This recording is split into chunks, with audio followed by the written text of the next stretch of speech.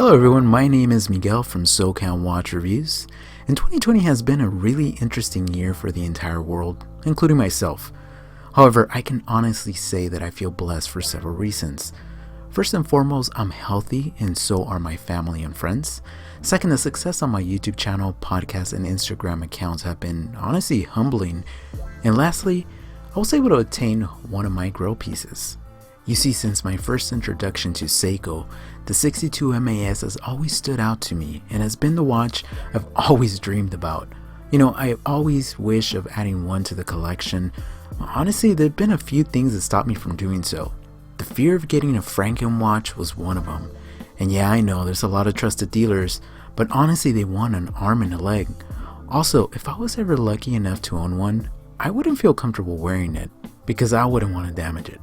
I know, I'm just very OCD with my watches, especially vintage pieces.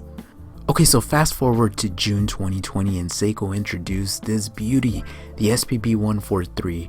The Goldilocks specs of 40.5 millimeters, 47.6 millimeters from lug tip to lug tip, the 20 millimeter strap size, and the very useful 70-hour power reserve from the 6R35 movement. And lastly, the aesthetic from the legendary 62 MAS made this watch a must-have for me. The finishing is incredible and so are the specs for a watch of this price point. I would even argue that this can compete against more expensive Swiss watches. However, for some paying this much more for a Seiko honestly may seem crazy, but I can honestly tell you it's worth every penny. Ridah, thank you so much from the bottom of my heart, my friend, for giving me the opportunity to share my story. And as always, stay humble, my friends.